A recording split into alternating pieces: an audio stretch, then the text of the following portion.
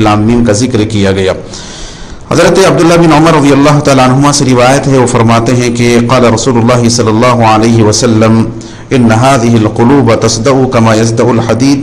اذا اصابه الماء قيل يا رسول الله وما جلاؤها قال كثرة ذکر الموت وتلاوة القرآن۔ حضرت ابن عمر رضی اللہ تعالیٰ عنہما سے روایت ہے کہ حضور رسول اکرم صلی اللہ علیہ وسلم نے ارشاد فرمایا کہ دل یقیناً زنگ آلود ہو جاتے ہیں جس طرح لوہا پانی کے اثر سے زنگ آلود ہو جاتا ہے۔ لوہے کو اگر پانی لگ جائے تو جیسے زنگ اس پر آ جاتا ہے، حضور فرماتے ہیں کہ دلوں کو بھی زنگ لگ جاتا ہے۔ تو صحابہ نے عرض کیا کہ یا رسول اللہ، دلوں کو کیسے روشن کیا جائے، اس کے زنگ کو کیسے دور کیا جائے؟ تو آپ صلی اللہ علیہ وآلہ وسلم نے فرمایا کہ بکثرت موت کو یاد کرنا اور قرآن کی تلاوت کرنا، اس سے پھر دل کا زنگ، اس کا میل اور کچیل پھر ختم ہو جاتا ہے۔ دل کو زنگ لگنے کا مطلب یہ ہے کہ اس کے اندر آخرت کی فکر پیدا نہ ہو، خوف الہی اس کے اندر پیدا نہ ہو، آخرت کی تیاری کی فکر نہ ہو، نیک کام کرنے کا جذبہ اس کے اندر پیدا نہ ہو، برائی سے بچنے کی فکر پیدا نہ ہو، جانتے ہوئے بھی انسان پھر غفلت میں پڑا رہے۔ جیسا کہ حدیث پاک میں آتا ہے کہ آپ صلی اللہ علیہ وآلہ وسلم نے فرمایا کہ جب کوئی آدمی کوئی گناہ کرتا ہے تو اس کے دل پر پھر ایک سیاہ نقطہ لگا دیا جاتا ہے،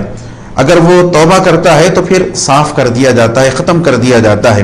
نہیں، توبہ نہیں کر رہا ہے، گناہ پہ گناہ کر رہا ہے، تو پھر سارا دل سیاہ ہو جاتا ہے۔ جب سارا دل سیاہ ہو جاتا ہے تو پھر خیر اور بھلائی اس دل میں داخل نہیں ہوتی، قسوت قلبی پھر پیدا ہوتی ہے، دل پھر مردہ ہو جاتا ہے۔ تو حضور اکرم صلی اللہ علیہ وآلہ وسلم فرماتے ہیں کہ دلوں کو زندہ کرنا ہے، دلوں کے میل کو دور کرنا ہے، دلوں کے زنگ کو دور کرنا ہے، دل کو پھر یاد الہی سے بسانا ہے، دل میں پھر خوف الہی کو پیدا کرنا ہے، آخرت کی فکر پیدا کرنا ہے۔ تو پھر ضروری یہ ہے کہ کثرت سے موت کو یاد کیا جائے اور قرآن مجید کی تلاوت کی جائے۔ حضرت سمورہ بن جندب رضی اللہ تعالیٰ عنہ سے روایت ہے، انہوں نے فرمایا کہ حضور رسول اکرم صلی اللہ علیہ وآلہ وسلم نے ارشاد فرمایا کہ کل مؤدب یحب ان تؤتى مأدبته ومأدبة الله فلا تهجروا ومأدبة الله القرآن فلا تهجروا۔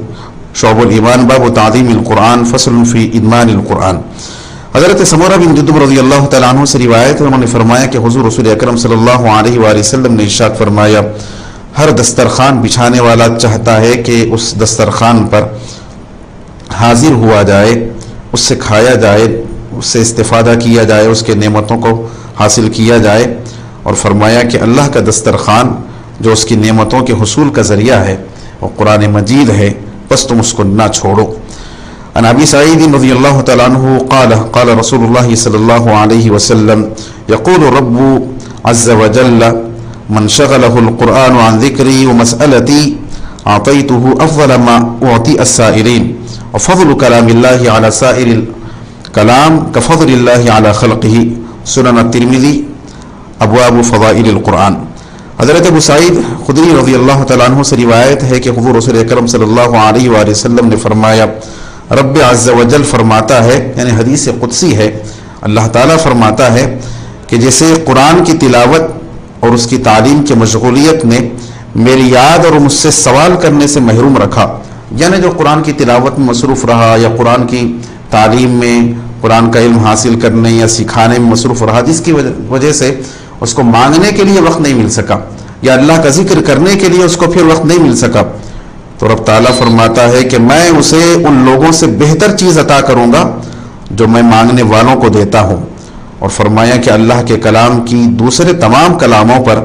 اسی طرح فضیلت ہے جس طرح خود اللہ تعالیٰ کی تمام مخلوقات پر فضیلت ہے۔ حضرت